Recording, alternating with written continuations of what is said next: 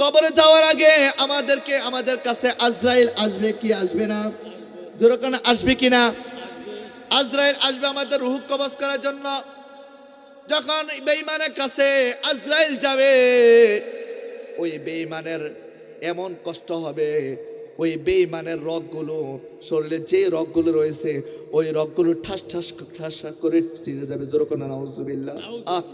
আজরাইলকে দেখা মাত্রই শরীরের যে রগগুলো রয়েছে এগুলো ছিঁড়ে যাবে। শুধু তাই নয়, আজরাইলের এমন ভয়ঙ্কর চেহারা দেখা মাত্রই ওই মানুষের শরীরে যে রক্তগুলো রয়েছে রক্তগুলো পানি হয়ে যাবে।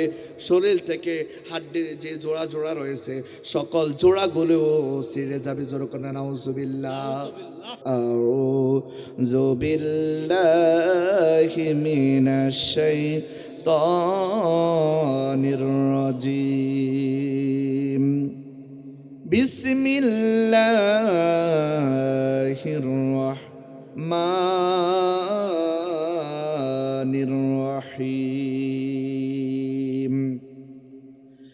মিনহা খলাকনাকুম ওয়া ফিহা নুঈদুকুম ওয়া মিনহা নুখরিজুকুম তারাতান উখরা। وقال تعالى قل إن كنتم تحبون الله فاتبعوني يحببكم الله. صدق الله المولانا العظيم وصدق رسوله النبي الحبيب الكريم. في شان حبيبه ومحبوبه ومعشوقه مخبرا وآمرا. إن الله وملائكته يصلون على النبي يا أيها الذين آمنوا صلوا عليه وسلموا تسليما. يا اللهم صل মাশাআল্লাহ মারহাবা। সকলে জবান করে পড়ুন।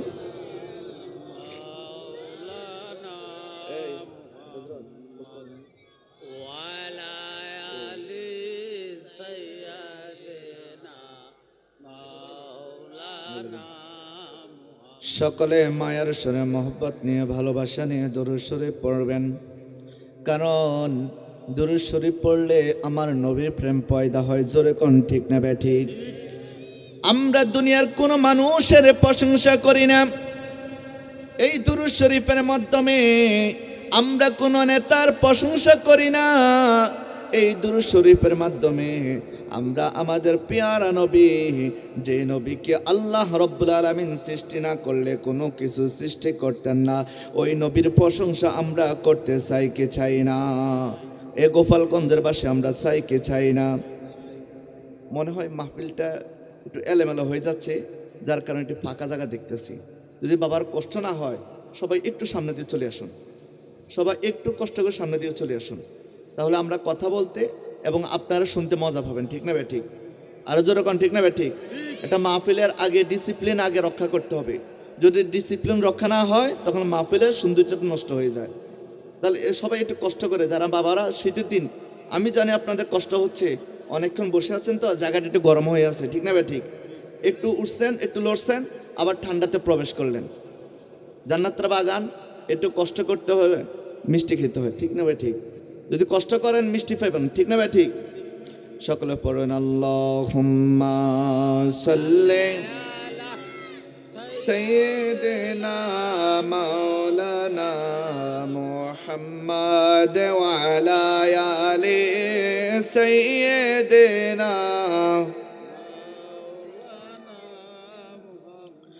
বাড়ি বাড়ি কররে মন এই বাড়ি তো তোমার নয়। কত মানুষ বাড়ি বাড়ি করে, ঠিক না ভাই? ঠিক, এখনো বাড়িতে এখনো শুয়ে আছে। আজকে যে জান্নাতের বাগান এত সুন্দর কোরআন সুন্নাহর আলোচনা হচ্ছে, কিন্তু মানুষগুলো এখনো ঘরে শুয়ে আছে, ঠিক না ভাই? ঠিক, আজকে আসার সুযোগ হয় নাই। এই কারণে শায়ের বলেন, বাড়ি বাড়ি কররে মন এই বাড়ি তো তোমার নয়, আসল বাড়ি কবর দেশে মাটি হবে বিছানায়। আল্লাহুম্মা সাল্লি, মাশাআল্লাহ, মারহাবা, মুহাম্মাদ ওয়া আলা আলি সাইয়্যিদিনা। আমার বাবার ভাইরা বন্ধুরা, দুরূদ শরীফ পড়লে লাভ নাকি লস? যেরকম লাভ নাকি লস? দুরূদ শরীফ পড়লে কি পুলিশে ধরবো? অ্যারেস্ট হবেন? জাহান্নামে যাবেন? গুনাহ হবে? লাভ আছে না নাই? যেরকম আছে না নাই? আছে। আমরা লাভটা শুনবো। আসলে বাঙালি এমন একটা জাতি, সে যতক্ষণ এটাকে স্বচক্ষে দেখে সে ততক্ষণ এটাকে বিশ্বাস করে, নইলে এটা বিশ্বাস করে। আচ্ছা বলেন তো, জান্নাত আছে না নাই? যেরকম আছে না নাই? জান্নাত কি দেখছেন? আমাদের একজন সৃষ্টিকর্তা আছেন, আল্লাহ, আছে না নাই? আল্লাহকে কখনো দেখছেন? না দেখে বিশ্বাস করেছেন কিনা? করছেন কিনা? ঠিক তেমনি আমরা যখন আল্লাহর হাবিব নূর নবীজির উপর যখন দুরূদ শরীফ পড়ি, আমাদের আমল নামায় আমার আল্লাহ নেকি লিখে দেয়। এটা আমাদের বিশ্বাস আছে না নাই? যেরকম আছে না নাই? আমরা নগদে বিশ্বাসী, কিন্তু আমরা এখন নগদটা পাচ্ছি না। যখন আপনি কবরে চলে যাবেন, ওই নগদ আপনি যা হাসিল করলেন, যা নবীর প্রেমে, যা নবীর মহব্বতে আপনি অর্জন করছেন, আমার আল্লাহ ওই কঠিন কিয়ামতের দিন আল্লাহ আপনাকে তাই যা দান করুন। যেরকম সুবহানাল্লাহ। এই দুরূদ শরীফ পড়লে কেমন লাভ? এই দুরূদ শরীফ পড়লে আমাদের কেমন লাভ হবে? বাবার আমার, বন্ধুরা আমার, যেই নবীকে আল্লাহ সৃষ্টি না করলে 7 আসমান 7 জমিন 18,000 মাখলুকাত 80,000 আলম কোনো কিছু আল্লাহ সৃষ্টি করতেন না। বিশ্বাস আছে না নাই? আমার আল্লাহ রাব্বুল আলামিন এই পৃথিবীতে যা কিছু সৃষ্টি করেছেন শুধু একমাত্র আমার আপনার নবীর উসিলায়। যেরকম ঠিক না ভাই? ঠিক, আরো যেরকম ঠিক না ভাই? ঠিক। আমি আপনি আজকে এই পুরাতন মসজিদপুর জান্নাতের বাগানে বসেছি, আমরা একমাত্র দয়াল নবীর উপরে দুরূদ শরীফ পড়ি, কারণ এই দুরূদ শরীফ পড়লে আমার আল্লাহ আমার আপনার মর্যাদাকে বৃদ্ধি করে। যেরকম সুবহানাল্লাহ। বাবারা আমার, বন্ধুরা আমার, আল্লাহর হাবিব মদিনার কামলিওয়ালা নবী নূর নবীজি আমার, তিনি হাদিসে মুবারকার মধ্যে নবীজি ইরশাদ করেন, আমার কোন উম্মত যদি আমি নবীর ভালোবাসা নিয়ে, আমি নবীর আদব নিয়ে, আমি নবীকে মহব্বত করে, কেউ যদি আমি নবীর প্রতি একবার দুরূদ শরীফ আদায় করে, আমার আল্লাহ রব্বুল আলামিন ওই উম্মতের আমল নামা থেকে 10টি গুনাহ মাফ করে দিবেন। দেখছেন কত মর্যাদা? আমরা নামাজ আদায় করি প্রতিদিন 5 ওয়াক্ত নামাজ আল্লাহ আমাদেরকে দিয়েছেন, সত্য না মিথ্যা? আরো যেরকম ঠিক না ভাই? ঠিক। 5 ওয়াক্ত নামাজ ফরজ ইবাদত আল্লাহ আমাদেরকে দিয়েছেন। আমরা নামাজ আদায় করি, সেটা কবুল হচ্ছে কি হচ্ছে না আমরা তা জানি? যেরকম জানি নামাজে কবুল হচ্ছে। আপনাদের সিজদা দিচ্ছেন, আপনার সিজদা কবুল হচ্ছে কিনা এটাকে আপনি গ্যারান্টি দিতে পারবেন? জোরে বলেন, পারবেন? আমরা গুনাহ করে আবার আল্লাহকে সিজদা দেই, আবার অনেক সময় দেখা যায় লোক দেখানো ইবাদত করে, কি করে না। আমাদের দেশে কিছু মানুষ আছে, মানুষ বলবে আমরা নামাজি, এই কারণে আমরা নামাজ আদায় করি। ওই ব্যক্তি সন্তুষ্টি আল্লাহর জন্য না, ওই ব্যক্তি মানুষকে রাজি খুশি করার জন্য নামাজ আদায় করে। এমন মানুষ আমাদের সমাজে আছে না নাই? যেরকম আছে না নাই? লোক দেখানো ইবাদত আমার আল্লাহ কবুল করবে না। আপনি লোক দেখানো ইবাদত করবেন, আমার আল্লাহ কখনোই গ্রহণযোগ্যতা নিবে না। কারণ আপনার ইবাদতের মধ্যে শর্ত থাকতে হবে একমাত্র মহান মালিকের সন্তুষ্টি। যখন আপনার ইবাদত হয়ে যাবে আমার আল্লাহ পাকের সন্তুষ্টি, ওই ইবাদত আমার আল্লাহ বলেন আমি আল্লাহ তোর ওই ইবাদত কবুল করে নিলাম এবং তোমাকে আমি আল্লাহ পুরস্কার হিসেবে জান্নাত দান করব। আর জোর কন্যা সুবহানাল্লাহ। বাজার আমার বন্ধু আমার, এই মুর্শিদপুর এলাকার বাসীরা, আমার আল্লাহ রাব্বুল আলামিন কুরআনুল কারীমের মধ্যে আল্লাহ রাব্বুল আলামিন জানিয়ে দিতে চায়, ও দুনিয়ার আমার বান্দারা তোমরা জানো নাও, তোমরা শুনে নাও, আমি আল্লাহ তোমাদেরকে উদ্দেশ্য করে বললাম, ইন্নাল্লাহা ওয়া মালাইকাতাহু ইউসাল্লুনা আলান নবী। জোরে সোরে কন্না সুবহানাল্লাহ। আল্লাহ বলেছেন ইন্না নিশ্চয়, ইন্নাল্লাহা নিশ্চয় আমি আল্লাহ, ওয়া মালাইকাতাহু এবং আমি আল্লাহর যত ফেরেশতাকুল রয়েছে, আমি আল্লাহর যত ফেরেশতারা রয়েছে, ইউসাল্লুনা দুরূদ শরীফ আদায় করে আলান নবী, আমি আমার বন্ধু নবীর উপর দুরূদ শরীফ আদায় করে। জোরে কোন সুবহানাল্লাহ। যেই নবীর প্রতি দুরূদ শরীফ স্বয়ং আমার আল্লাহ পড়েন, যেই নবীর প্রতি দুরূদ শরীফ স্বয়ং আমার আল্লাহর ফেরেশতাকুল পড়েন, আমার আল্লাহ রাব্বুল আলামিন 1,24,000 মতান্তরে 2,24,000 নবী রাসূল পয়গম্বর এই পৃথিবীর জমিনে পাঠিয়েছেন। আমার আল্লাহ রাব্বুল আলামিন কোন নবী রাসূলের উপর দুরূদ শরীফ পড়ে নাই। কোথাও পাবেন না যে আল্লাহ কোন নবীর প্রতি দুরূদ শরীফ পড়ছেন, এটা কোথাও পাবেন, কোরআন পাবেন না, কোন হাদিসের কিতাবে পাবেন না যে অন্যান্য নবীদের উপর আমার আল্লাহ দুরূদ পড়েছেন। কিন্তু একমাত্র আমার আপনার নবীর উপরে আমার আল্লাহ দুরূদ শরীফ পড়েছেন, সেটা দলিল আমার আল্লাহর কোরআন। যেরকম ঠিক না ঠিক? আরো যেরকম ঠিক কিনা বাজান আমার বন্ধু আমার। এরপর আল্লাহ রাব্বুল আলামিন জানিয়ে দিতে চাই, ইয়া আইয়ুহাল্লাযীনা আমানু সাল্লু আলাইহি ওয়া সাল্লিমু তাসলিমা। জোরে সোরে কন্না সুবহানাল্লাহ।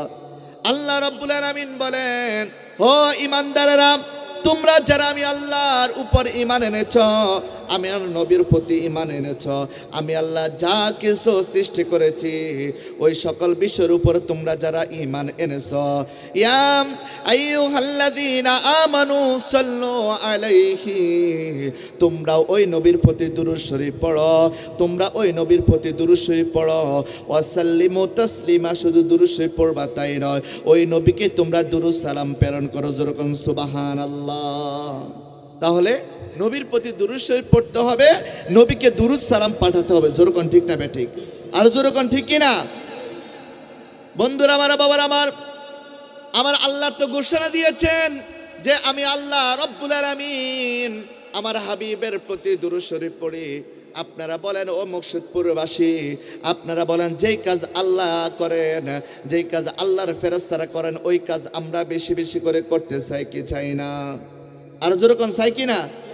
আল্লাহ যদি নবীর প্রতি দুরূদ শরীফ পড়ে থাকেন, আমার আল্লাহ রাব্বুল আলামিন বলেন একদিন আমি আল্লাহ কিয়ামত দিব, এই পৃথিবীটাকে ছিন্ন বিচ্ছিন্ন করে দিব। আমি আল্লাহ যখন হুকুম করে দিব, ওই মিকাইল ফেরেশতা, ওই ইসরাফিল ফেরেশতা যখন সিংহার মধ্যে ফুঁক দিবে, সাথে সাথে কিয়ামত সংগঠিত হয়ে যাবে। আমি আল্লাহকে আল্লাহ বলে ডাকার মতো কোনো মানুষ থাকবে? যেরকম থাকবে? আল্লাহকে আল্লাহ বলে ডাকার মতো কোনো মানুষ থাকবে? আমার আল্লাহ রাব্বুল আলামিন বলেন, ও জগৎবাসীরা, ও গোপালগঞ্জের মকসুদবাসীরা, ওই সময় আমি আল্লাহ রাব্বুল আলামিন কোনো কাজ করব না। ওই কঠিন মুহূর্তে আমি আল্লাহ আমার নবীর প্রতি দুরূদ শরীফ আদায় করতে থাকবো। যেরকম সুবহানাল্লাহ। আর যেরকম না সুবহানাল্লাহ। দেখেন দুরূদ শরীফের কত মর্তবা, দুরূদ শরীফের কেমন ফজিলত, দুরূদ শরীফের কেমন মর্যাদা। যেরকম ঠিক না ঠিক? এ মুর্শিদপুরবাসী, যেরকম ঠিক না ঠিক? বাজান গভীর মনোযোগ দিয়ে লক্ষ্য করবেন। এরপর আল্লাহর হাবিব দয়াল নবী, আমার মায়ার নবী, কামলিওয়ালা নবীজি বলেন, যে ব্যক্তি আমি নবীর প্রতি একবারও দুরূদ শরীফ পড়বে, আমি আমার আল্লাহ রাব্বুল আলামিন ওই ব্যক্তির আমল নামার মধ্যে 10টি নেকি লিখে দিবেন। একবার দুরূদ শরীফ পড়লে কয়টি নেকি? জোরে কোন কয় নেকি? বন্ধুরা আমার, শুধু তাই নয়, আল্লাহর হাবিব রাহমাতুল লিল আলামিন দয়াল নবীজি বলেছেন, কেউ যদি আমি নবীর প্রতি মহব্বত নিয়ে ভালোবাসা সহকারে কেউ যদি একবার দুরূদ শরীফ আদায় করে রে, আমার আল্লাহ রাব্বুল আলামিন ওই ব্যক্তিকে 10টি মর্যাদা দান করে থাকেন। যেরকম সুবহানাল্লাহ। দেখছেন, একবার দুরূদ শরীফ পড়লে আপনার 30টা লাভ আছে না নাই? যেরকম আছে না নাই? 10টি নেকি লিখে দিবেন এবং 10টি গুনাহ মাফ করে দিবেন এবং 10টি মর্যাদা আমার আল্লাহ আমাকে আপনাকে দান করবেন। যেরকম না সুবহানাল্লাহ। তাহলে সেই নবীর প্রতি দুরূদ শরীফ পড়ার দরকার আছে না নাই? আর দুরূদ শরীফ কি বেঈমানেরা পড়বে নাকি ইমানদাররা পড়বে? যেরকম আমার আল্লাহ ওই যে কোরআনের শরীফের আয়াতের মধ্যে বলেছেন, ইয়া আইয়ুহাল্লাযীনা আমানু, আমার আল্লাহ এখানে ইমানদারদেরকে ডাক দিয়েছেন। আমার আল্লাহ জানেন মুসলমান হওয়া সহজ কিন্তু ইমানদার হওয়া কঠিন। যেরকম ঠিক না ঠিক? আর যেরকম ঠিক কিনা? আচ্ছা, সব মুসলমান কি জান্নাতে প্রবেশ করো বাবা? সব মুসলমান কি জান্নাতে যাবে? শুধু একমাত্র ইমানদাররা জান্নাতে যাবে। মুসলমান সবাই, কিন্তু সব মুসলমান জান্নাতে প্রবেশ করবে না।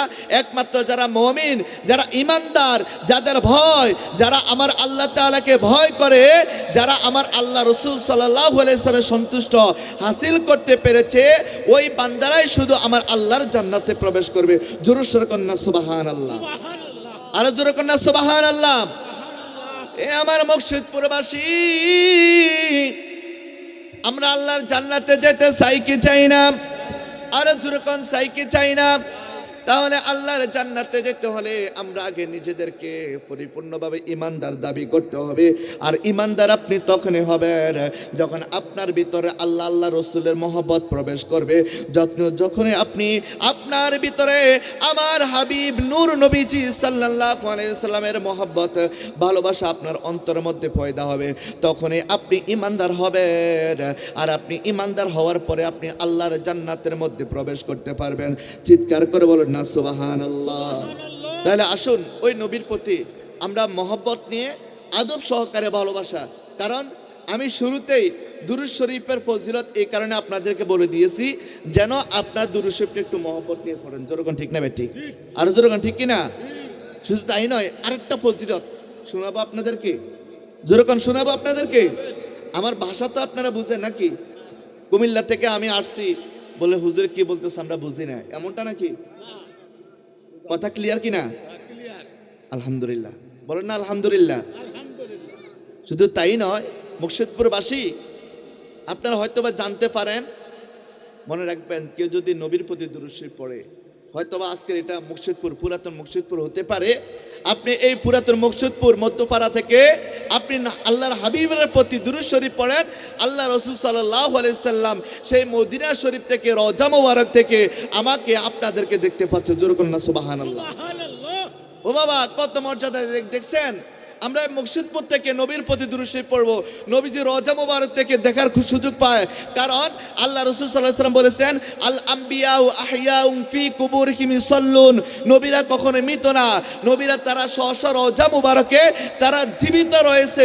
শুধু জীবিত নয়, তারা আমার আল্লাহর পক্ষ থেকে একটা স্পেশালি ভাবে রিজিক প্রাপ্ত হয়। শুধু রিজিক প্রাপ্ত হয় তাই নয়, তারা ইসাল্লুনা, তারা ওই কবরের মধ্যে, রওজা মোবারকের মধ্যে আমার আল্লাহর ইবাদত নামাজ আদায় করতে থাকে। জোরে করুন না সুবহানাল্লাহ। নবীজি আমার ডেকে বলেন, এই আমার উম্মতেরা, তোমরা দুনিয়াতে আমি নবীর প্রতি দুরূদ শরীফ পড়বা। আমি নবী তোমাদেরকে চিনি। তোমার নাম আব্দুর রহমান, তোমার নাম আব্দুল করিম, তোমার নাম অমক, তোমার নাম তমক, আমি তোমাকে চিনি। শুধু তাই নয়, তোমার বাবাকেও আমি রাসূল চিনি। আর জোরে করুন না সুবহানাল্লাহ। আপনার বাবা অন্ধকার কবরে রয়েছেন। আজকে মুর্শিদপুর কবরস্থান আছে না নাই? হুজুর আসেনি? কবরস্থানে আসেনি? একবার কবরকে ভয় করুন। ওই কবরে আমি আপনি চলে যাব। ওই কবর আমি আপনি অবশ্যই যেতে হবে। এই মৃত্যু থেকে কেউ রেহাই পাওয়ার সুযোগ নাই। আপনাদের মুকসুদপুর মনে হয় আজরাইল আসে না নাকি? আসে আসে আসেনি হুজুর? আসে আসেনি? আজরাইল আসবে, ঠিক না ঠিক? মৃত্যু সত্য না মিথ্যা? যেরকম সত্য না মিথ্যা? এই মৃত্যুটা হচ্ছে সত্য বাবা, মৃত্যুবরণ করতে হবে। এই কবরে ভয় যাদের অন্তরে থাকবে, মৃত্যুর ভয় যাদের অন্তরে থাকবে, তারা কখনোই আল্লাহর এই জান্নাতের বাগানকে উপেক্ষা করে চলতে পারে। আর মনে করেন যদি আপনি কবরে যাবেন না, আপনার কাছে আজরাইল আসবে না, আমি বলবো আপনি যদি এটা মনে করেন তাহলে আপনি আল্লাহর ইবাদত করা দরকার। কারণ আপনি তো আজরাইলকে বিশ্বাস করেন না, আপনি তো মৌতকে বিশ্বাস করেন না। আর যদি মৌতকে বিশ্বাসই করতেন, যদি আপনি মৌতকে অবশ্যই মানতেন, তাহলে অবশ্যই এই মুকসুদপুরের মধ্যপাড়া আজকে এত সুন্দর জান্নাতের বাগান সাজানো হয়েছে, আপনি এই জান্নাতের বাগান থেকে দূরে সরে থাকতেন। বাবা কখন আমাদের ভয় হবে কবরে? এই যে এখানে বসে আছেন, এই যে এই মুহূর্তে এখানে বসে আছেন, এই মুহূর্তে যদি আপনি মৃত্যুবরণ করেন, আল্লাহ না করুক যদি এই মুহূর্তে কারো মৃত্যু হয়ে যায়, সরাসরি শহীদ মৃত্যু, আর এই শহীদ মৃত্যুর কারণে আমার আল্লাহ আমাকে আপনাকে জান্নাত দান করবে, জোরে করুন সুবহানাল্লাহ। তাহলে এখানে বসে থাকলে লাভ আসে না নাই? এই জান্নাতের বাগানে বসলে লাভ আসে না নাই? লাভ অবশ্যই রয়েছে। এই কারণে বাবা নবীজি বলেছেন, যেখানে কোরআন সুন্নাহর আলোচনা হয়, যেখানে কোরআন হাদিসের কথাবার্তা হয়, ওই জায়গাটা আর দুনিয়ার কোনো অন্য কোনো জায়গা থাকে? যেরকম থাকে সকালবেলাও ছিল এটা একটা খালি মাঠ, কোনো সামিয়ানা ছিল না, এত সুন্দর প্যান্ডেল ছিল না, কিন্তু যেই মুহূর্তে এখানে জান্নাতের বাগানের মাঠ সাজানো হলো, যে মুহূর্তে এটাকে জান্নাতের বাগানে পরিণত করা হলো, এটা আর দুনিয়ার কোনো সাধারণ জায়গা নয়, এটা আমার আল্লাহর পক্ষ থেকে একটা জান্নাতের বাগানে পরিণত হয়ে গিয়েছে। তাহলে আপনারা এখন কোথায় আছেন? যেরকম কোথায় আছেন? আর যারা বাড়িতে ঘুমায় আছে তারা জাহান্নামে, ডাইরেক্ট বলবো না, জান্নাতের বাহিরে আছে। ঠিক না ভাই? ঠিক। জাহান্নাম হলে তা আগুনে থাকতো বাবা। কথা বুঝতে পারছেন আপনারা? যারা জান্নাতের বাগানে বসবে, এই মাহফিলে প্যান্ডেলে যারা বসবে, এই সামিয়ানার নিচে যারা থাকবে, তারাই জান্নাতের বাগানে বসতে পারবে। যেরকম ঠিক না ঠিক? এটা সরাসরি জান্নাতের বাগান, এখানে কোনো এমপি মন্ত্রীর কথা হয় না। আমরা দুনিয়াতে দেখি কত সুন্দর প্যান্ডেল সাজানো হয়, কত মাইক সিস্টেম, কত সুন্দর ব্যবস্থা, কিন্তু সেখানে দুনিয়ার আলোচনা হয়, দুনিয়ার রাজনীতি সম্পর্কে কথা হয়, দুনিয়ার কত ধরনের কথাবার্তা হয়, কিন্তু এটা কি দুনিয়া কোনো রাজনীতিক মাঠ? যেরকম রাজনীতিক মাঠ, দুনিয়া রাজনীতি মাঠ যত সুন্দর হোক, সেটা কখনো জান্নাতের বাগান হবে? যেরকম হবে? যত সুন্দরভাবে সাজসজ্জা করুক না কেন, লাইটিং টাইটিং কইরা একবার অনেক সুন্দর করে করলেন, ফুল টুল সাজসজ্জা করে অনেক সুন্দর করলেন, সেটা জান্নাতের বাগান হবে না। যদি আজকে এটা এত সুন্দর একটা সামিয়ানা, এখানে মাইক দিয়েছেন, হুজুর আসছে আলোচনা করছেন, অনেক ওলামায়ে কেরামগণ এখানে আলোচনা করছেন, যদিও এটা সৌন্দর্যটা কম হয়েছে, কিন্তু এই সৌন্দর্যটা যদিও কম হয়েছে, আমার আল্লাহ রাসূল সাল্লাল্লাহু আলাইহি সাল্লাম ঘোষণা দিয়েছেন, যেখানে কোরআন সুন্নাহর আলোচনা হয়, ওইটা দুনিয়ার কোনো সাধারণ জায়গা থাকে না, দুনিয়ার কোনো সাধারণ স্থান থাকে না, ওইটা আমার আল্লাহর জান্নাতের বাগানে পরিণত হয়ে যাবে। আরো জোরে কর না সুবহানাল্লাহ। তাহলে জান্নাতের বাগানে যেতে আমরা সাইকে চাই না, যেরকম সাইকে চাই না।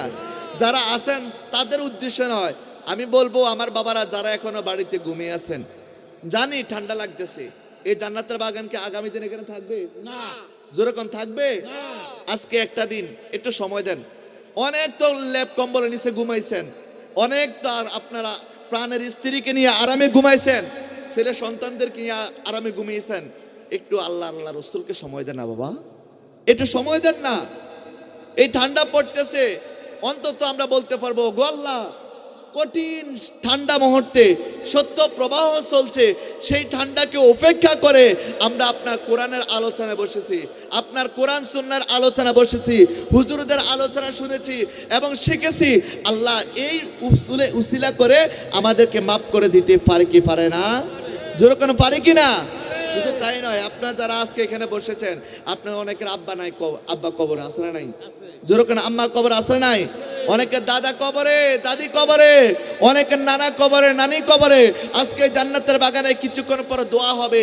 আপনি যদি দোয়া করেন, এই জান্নাতের বাগানে বসে বসে যদি চোখের পানি ছেড়ে রব্বি রাহমুহুমা কামা রব্বায়ানি সগীরা বলে বলে দোয়া করেন, আল্লাহ রব্বুল আলামিন হতে পারে এই মাহফিলের উসিলা করে আপনার মা বাবার জিন্দেগির গুনাহগুলি মাফ করে আপনার মা বাবার কবর জান্নাতুল ফিরদাউসের বাগান বানিয়ে দিতে পারে। জোরে কোন সুবহানাল্লাহ।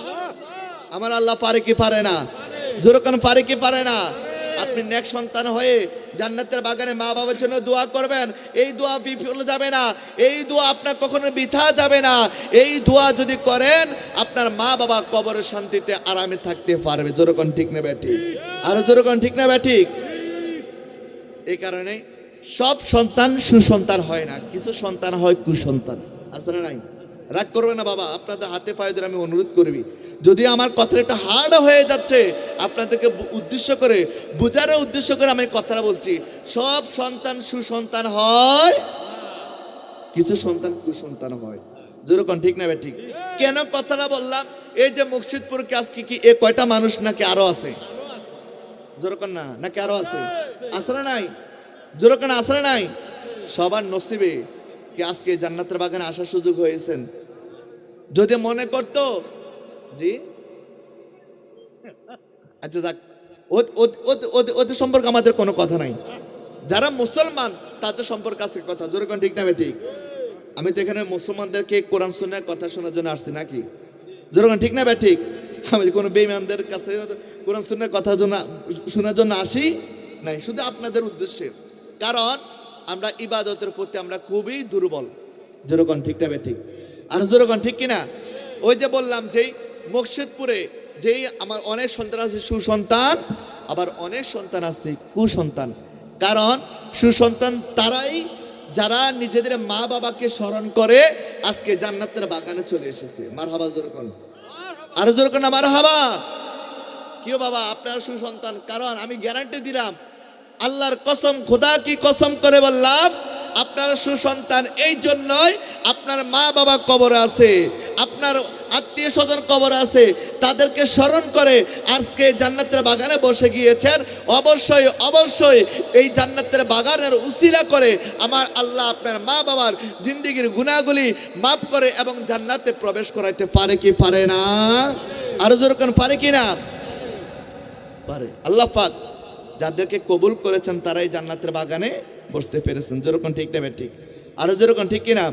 ওই যে বলেছিলাম, মনে আছে আপনাদের কোথায় গিয়েছিলাম, যে দুরূদ শরীফের মর্যাদা, যে আমার নবী বলেছেন, কেউ যদি আমি নবীর উপরে ভালোবাসা নিয়ে, মহব্বত নিয়ে এবং আদব সহকারে দুরূদ শরীফ পড়ে, আমি নবী তাকে চিনি, তার বাবাকে চিনি, এবং সে কোন জায়গা থেকে আমি রসুলকে দুরূদ শরীফ পড়ে, আমি রসুলের উপর দুরূদ সালাম পাঠাই, আমি রসুলুল্লাহ ওই জায়গাটা পর্যন্ত চিনি। আর যেরকম না সুবহানাল্লাহ। আমার রসুল এই মুর্শিদপুর চিনতে পারে কি পারে না? যেরকম চিনতে পারে কি পারে না?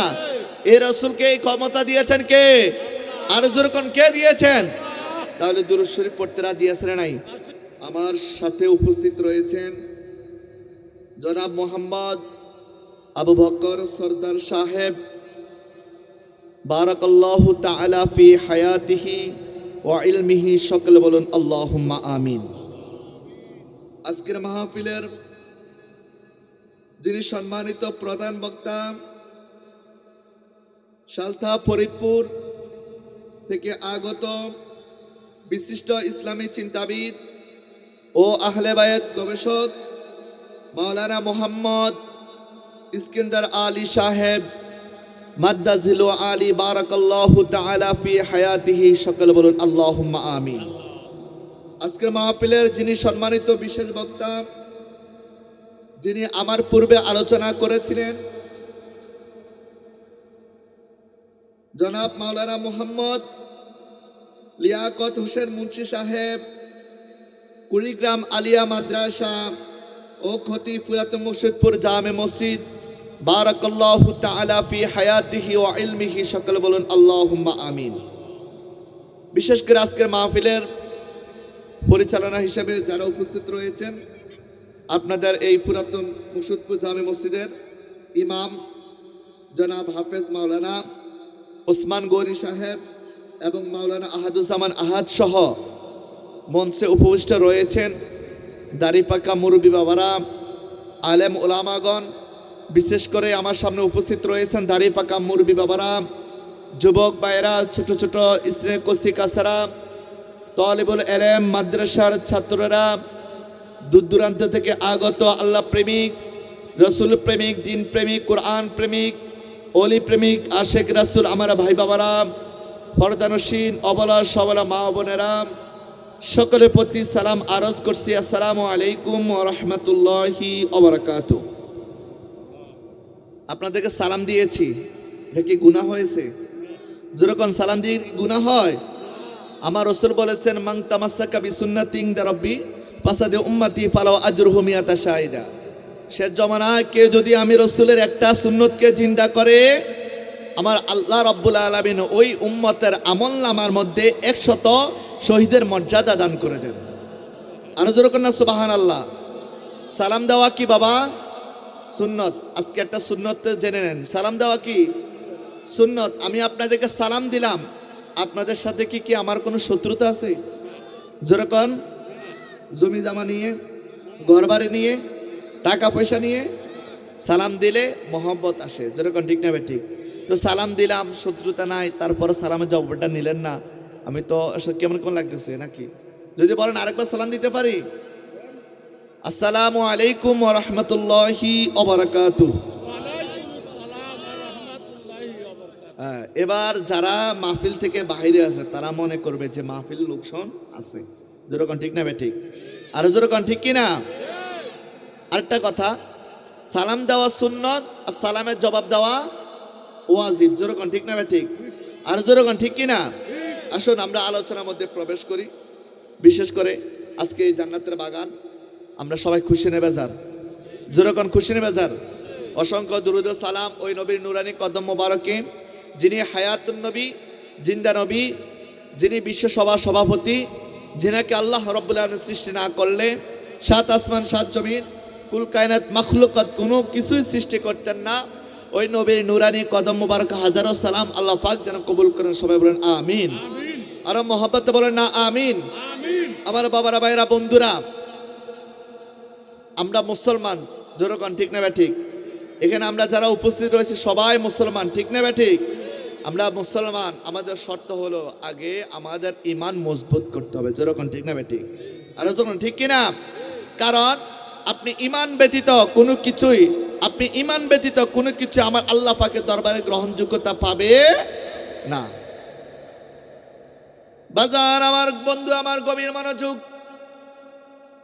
আল্লাহ রাসূল সাল্লাল্লাহু আলাইহি ওয়াসাল্লাম হাদিসে মুবারকার মধ্যে নবীজি সাল্লাল্লাহু আলাইহি সাল্লামকে প্রশ্ন করা হলো, জিব্রাইল ফেরেশতা আল্লাহর হাবিবকে জিজ্ঞাসা করলো, ইয়া রাসূলুল্লাহ, ইয়া হাবিবাল্লাহ, নবী গো, ওগো মায়ার নবী, আপনি বলে দেন ঈমান সম্পর্কে আমাদেরকে একটু জানান করে দেন।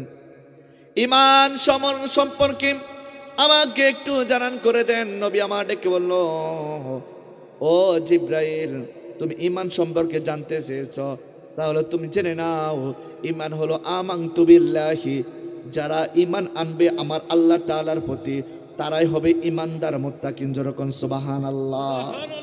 আমরা আল্লাহকে মানি কি মানি না? যেরকম মানি কি না? আমাদের সৃষ্টিকর্তা কে? আল্লাহ নামটা জুড়ে হবে। আমাদের সৃষ্টিকর্তা কে? আরো মহব্বতে বলেন কে? আমাদেরকে যিনি রিজিক দিচ্ছেন তিনি কে? আমাদেরকে যিনি লালন পালন করছেন তিনি কে? যিনি আমাকে আপনাকে আজকে জান্নাতের বাগানে বসিয়েছেন তিনি কে? যিনি আমাকে আপনাকে এত সুন্দর বডি দিয়েছেন, আমাকে আপনাকে এত সুন্দর চেহারা দিয়েছেন, যিনি আমাকে আপনাকে 3 বেলা রিজিক দিচ্ছেন, আপনারা বলেন তিনি কে? আর যেরকম তিনি কে? ওই আল্লাহর প্রতি বিশ্বাস রাখতে হবে। একমাত্র যিনি ইবাদতের মালিক তিনি হলো একমাত্র আমার আল্লাহ। কারণ আল্লাহ রব্বুল আলামিন কুরআনুল কারীমের মধ্যে বলেছেন, ওয়ামা খালাকতুল জিন্না ওয়াল ইনসা ইল্লা লিয়াবুদুন। চিৎকার করে বলেন আল্লাহু আকবার। আরো জোরে আল্লাহু আকবার। আমার আল্লাহ রাব্বুল আলামিন বলেন, আমি এই পৃথিবীর জমিনে মানুষ সৃষ্টি করেছি, মানব জাতি এবং জিন জাতি সৃষ্টি করেছি একটাই মাত্র লক্ষ্য উদ্দেশ্য, তারা আমি আল্লাহর উপর ঈমান আনবে, আমি আল্লাহর ইবাদত করবে। যেরকম সুবহানাল্লাহ, আরো যেরকম না সুবহানাল্লাহ। এরপরে আমানতু বিল্লাহি ওয়া মালাইকাতিহি, ফেরেশতাগণের প্রতি বিশ্বাস করবে, সমস্ত কিছুর প্রতি বিশ্বাস করে তারা ঈমানদার হবে। আর আমি আল্লাহ রাব্বুল আলামিন তাদেরকে ভালোবেসে আমি আল্লাহ জান্নাত দান করব। যেরকম সুবহানাল্লাহ, আরো যেরকম না সুবহানাল্লাহ।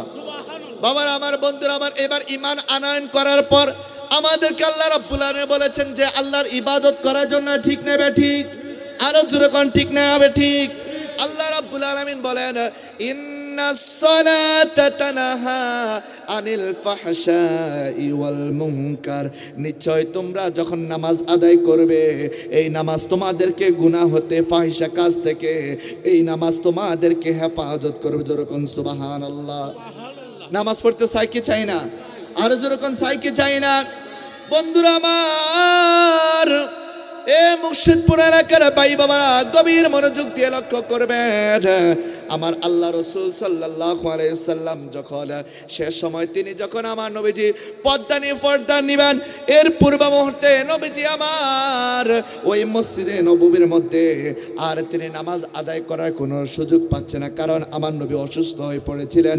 নবীজি নামাজের ইমামতির জন্য মসজিদে নববীতে যাওয়ার কোনো সুযোগ হয় না।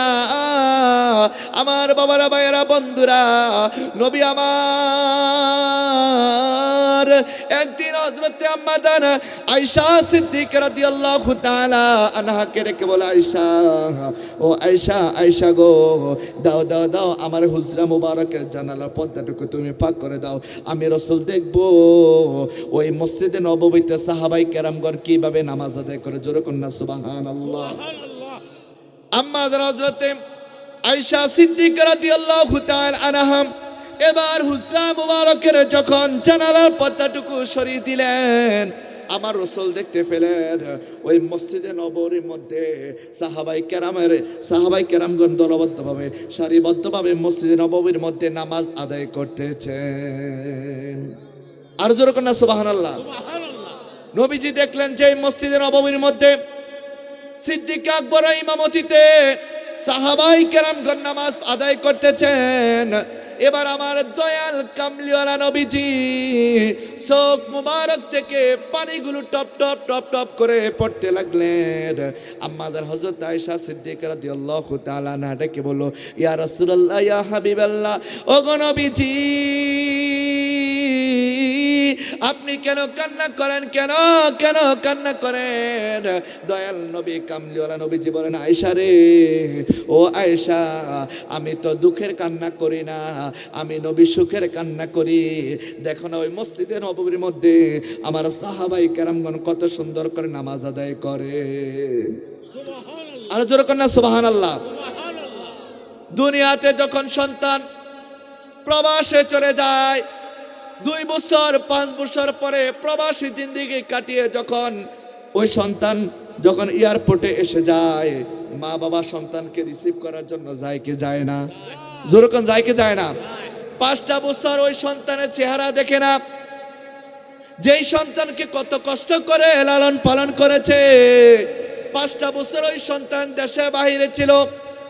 ওই সন্তান যখন এয়ারপোর্টে নেমে আসে, ওই মা বাবা সন্তানকে এইভাবে আঞ্জা করে ধরে, এইভাবে বুকে নিয়ে মা বাবা চোখের পানিগুলো ছেড়ে দেয় কি দেয় না?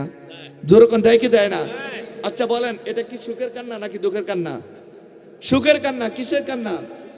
মানে অনেক বছর পর সন্তানকে দেখেছে, মা বাবার চোখ থেকে টলমল টলমল করে পানিগুলো ঝরতে লাগে। যেরকম ঠিক না? ঠিক।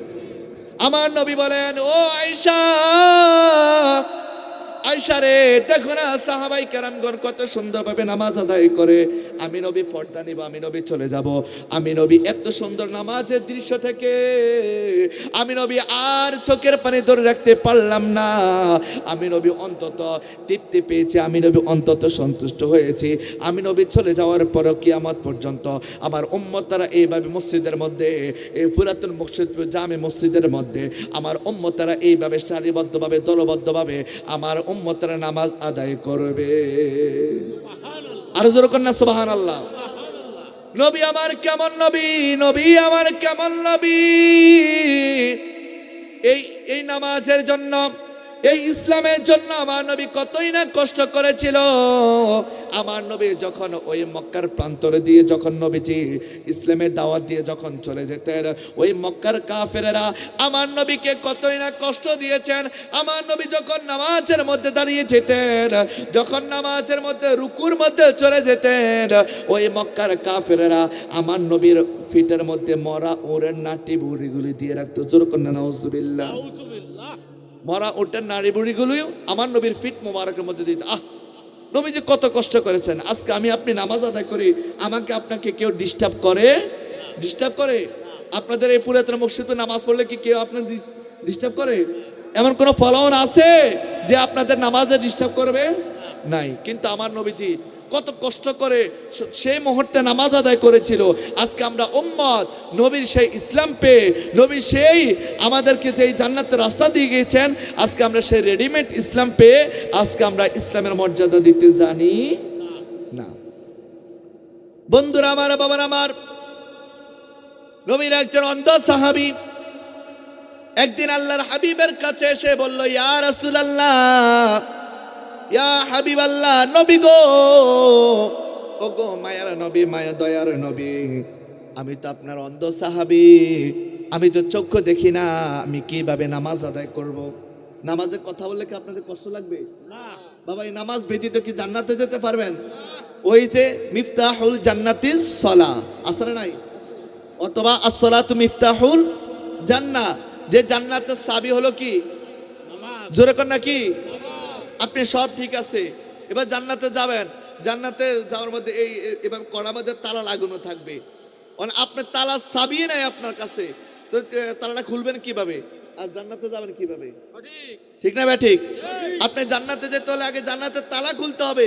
আর ওই জান্নাতের তালা দুনিয়ার কোনো চাবি নয়, দুনিয়ার কোনো লোহা নয়, দুনিয়ার কোনো চাবি কাঠি নয়। ওই জান্নাতে যাওয়ার জন্য যে জান্নাতের তালা থাকবে, ওই তালা খোলার জন্য একটাই মাত্র চাবি, সেটা হলো নামাজ, নামাজ, নামাজ। চিৎকার করুন আল্লাহু আকবার, আরো জোরে আল্লাহু আকবার।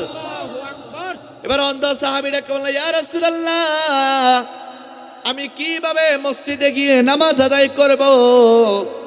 এবার আমার নবী ডেকে বলল, আমার সাহাবী, তুমি কি ওই আজানের আওয়াজ তোমার কানে শুনুনি? সুবহানাল্লাহ জোরে বলবেন না? সুবহানাল্লাহ। তোমার কানে কি ওই আজানের আওয়াজ আসেনি?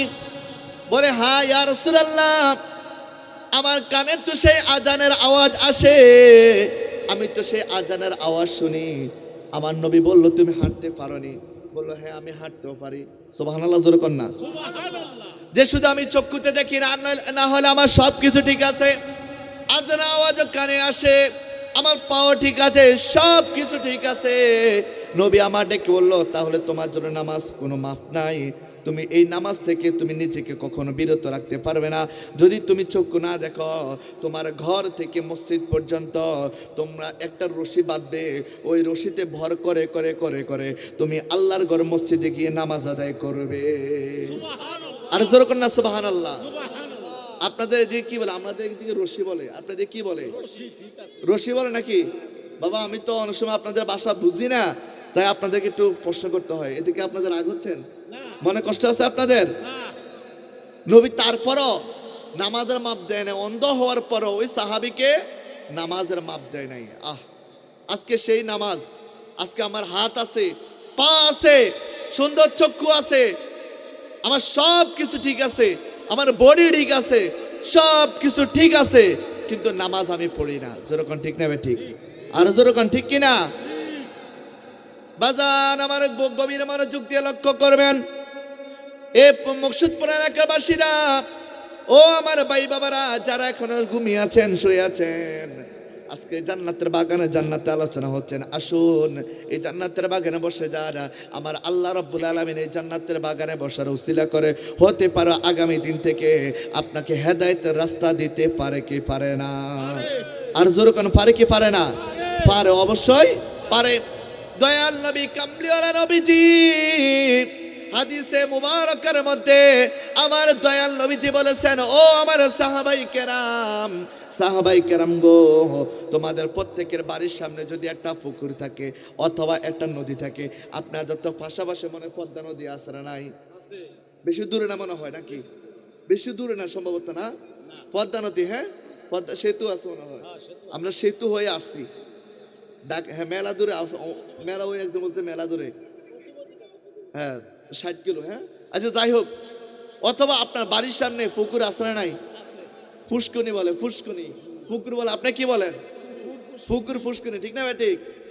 নবীজি আমার সাহাবাই কেরামগণ প্রশ্ন করলো, এ সাহাবাই কেরামগণ, তোমাদের প্রত্যেকের বাড়ির সামনে যদি একটা পুষ্করিণী থাকে অথবা পুকুর থাকে অথবা একটা নদী থাকে, একটা সাগর থাকে, যদি ওই পুকুরের মধ্যে থেকে যদি তুমি প্রতিদিন 5 বার গোসল করো, কয়বার? 5 বার। যেরকম কয়বার? 5 বার। যদি তোমরা প্রতিদিন 5 বার গোসল করো, তাহলে কি তোমাদের শরীরের মধ্যে আর কোনো ময়লা থাকতে পারেনি? আপনারা বলেন, প্রতিদিন আমরা যদি 5 বার করে আমরা গোসল করি, আমাদের শরীরে কি আর কোনো ময়লা থাকতে পারে? যেরকম পারে। এখন তো কত সুন্দর সাবান বের হয়েছে, কত রকম সাবান, শুধু সুগ্রান আর সুগ্রান, ঠিক না ভাই? ঠিক।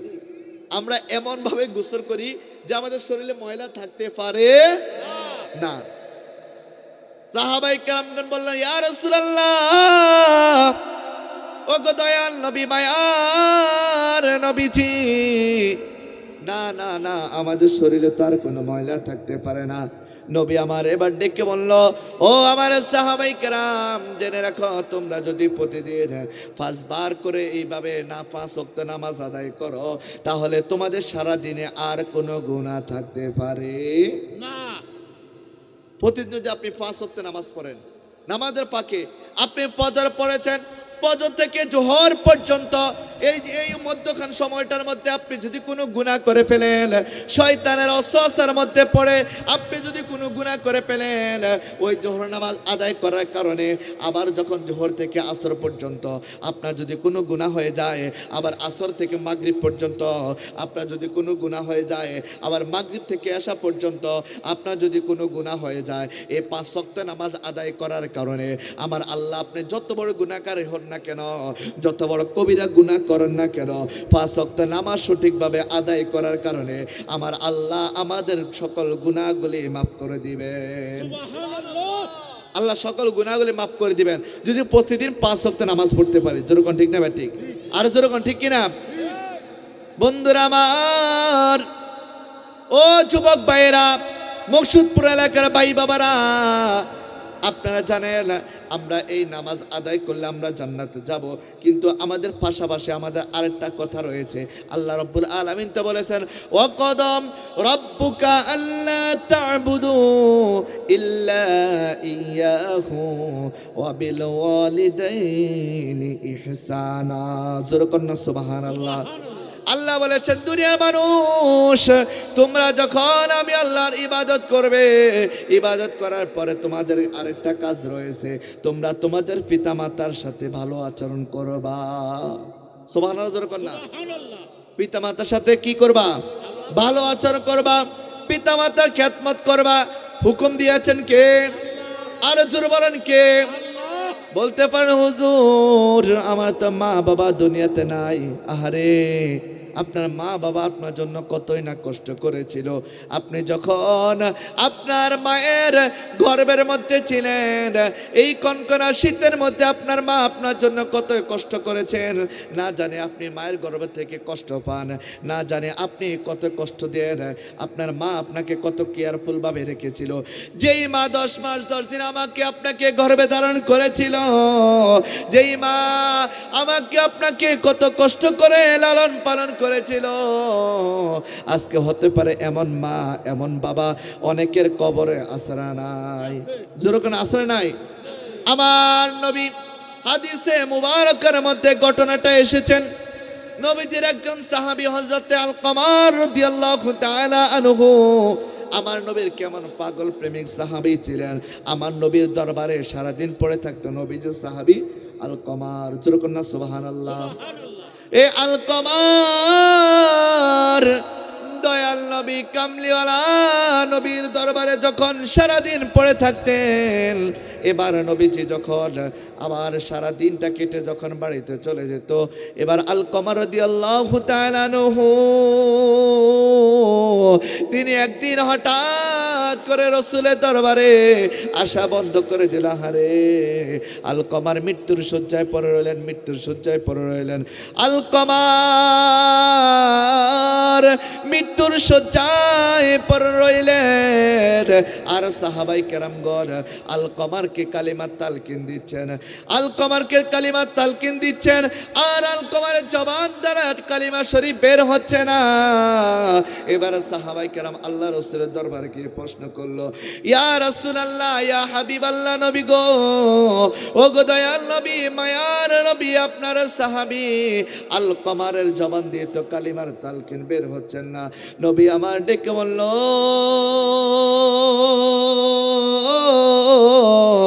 ও সাহাবাই কেরাম, কি ব্যাপার, কি ব্যাপার, আমার আলকামারের জবান দ্বারা কেন কালিমা তালকিন বের হচ্ছে না? এবার আমার দয়াল কামলিওয়ালা নবীজি যখন সাহাবাই কেরামকে বলল, সাহাবীরা চলো ওই আলকামারের বাড়িতে চলো, আসো আলকামারের কি হয়েছে আমি দেখি। নবী আমার যখন ওই আলকামারের বাড়ির মধ্যে চলে গেলেন, আমার দয়াল কামলিওয়ালা নবী দেখলেন, আমার দয়াল নবী আলকামার বাড়িতে যাওয়ার আগে আজরাইল ফেরেশতা আলকামার বাড়ির মধ্যে হাজির। জোরে কন্যা সুবহানাল্লাহ, আর জোরে কন্যা সুবহানাল্লাহ। আলকামার বাড়ির মধ্যে নবীজি যাওয়ার আগে আজরাইল হাজির, ঠিক না ভাই? ঠিক, আর জোরে কন্যা ঠিক কিনা? এবার নবী আল্লাহর দরবারে দোয়া করতে লাগলো, ওগো রব্বুল আলামিন, ওগো দয়াময় মেহেরবান প্রভু আল্লাহ, আমার সাহাবী আলকামার আমি রাসূলের কতই না খেদমত করেছিল, আজকে আমার আলকামার মৃত্যু শয্যায় পড়ে রইল, কিন্তু তার জবান দ্বারা তো কালিমা তালকিন বের হচ্ছে না। ওগো আল্লাহ, আজরাইল তো চলে আসলো আলকামারের রূহ কবজ করার জন্য। আল্লাহ, আলকামার যদি বেঈমান হয়ে মারা যায়, আমি রাসূল সইতে পারবো না, আমি রাসূল কষ্ট পাবো। আপনি আপনার ফেরেশতা আজরাইলকে বলে দেন, যতক্ষণ পর্যন্ত আলকামার কালিমা তালকিন না পড়বে, ততক্ষণ পর্যন্ত যেন আজরাইল আলকামার রূহ কবজ না করে। আর জোরে কন্যা সুবহানাল্লাহ। নবীজি আল্লাহর কাছে দোয়া করলেন, আর আমার আল্লাহ সাথে সাথে দোয়া কবুল করে নিলেন। আর জোরে কন্যা সুবহানাল্লাহ। আমার আল্লাহ ডাক দিয়া কয়, এ আজরাইল, আমি আল্লাহ তোমাকে হুকুম করেছিলাম ওই আলকামারে রূহ কবজ করার জন্য।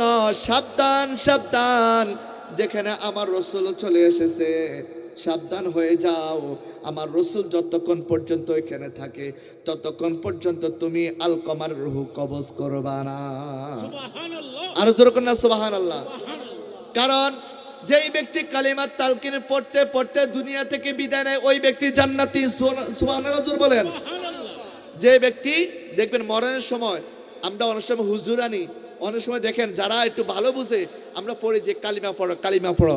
তার মানে কি, কেউ মৃত্যুবরণ করার সময় যদি কালিমা তালকিন দেয়, এই কালিমা পড়তে পড়তে কেউ যদি মৃত্যুবরণ করে, আমার আল্লাহ ওই ব্যক্তিকে বিনা হিসেবে আল্লাহ জান্নাত দিয়ে দিবেন। আর জোরে কন্যা সুবহানাল্লাহ। এবার নবীজি যখন দোয়া করলেন, আমার আল্লাহ দোয়া কবুল করে নিলেন। আল্লাহ আজরাইলকে সাবধান করে দিলেন, আজরাইল সাবধান হয়ে যাও, সাবধান হয়ে যাও। ওই আলকামার যতক্ষণ কালিমা তালকিন না পড়ে ততক্ষণ পর্যন্ত তুমি আলকামারের রূহ কবজ করবে না। আমার রাসূল এবার আলকামারকে কালিমা তালকিন দিচ্ছেন, ও আলকামার পড়ো পড়ো পড়ো, তুমি কালিমা শরীফ পড়ো। কিন্তু আলকামারের জবান দ্বারা কালিমা বের হচ্ছে। সুবহানাল্লাহ জোরে বলেন না বাবা। আরো জোরে কন্যা সুবহানাল্লাহ। এবার নবীজি সাহাবাই কেরামকে প্রশ্ন করলো, ও আমার সাহাবারা, আলকমারের মাকে ডেকে নাও, আলকমারের মা কোথায় আছে তাকে ডেকে নাও। এবার আলকমারের মাকে ডেকে আনা হলো। এবার নবী আমার প্রশ্ন করলো, ও বুড়িমা, আপনার সন্তান আলকমার মৃত্যুর শয্যায় পড়ে রইল, কিন্তু আপনার সন্তানের জবান দ্বারা তো কালিমাত তালকিন বের হচ্ছে না।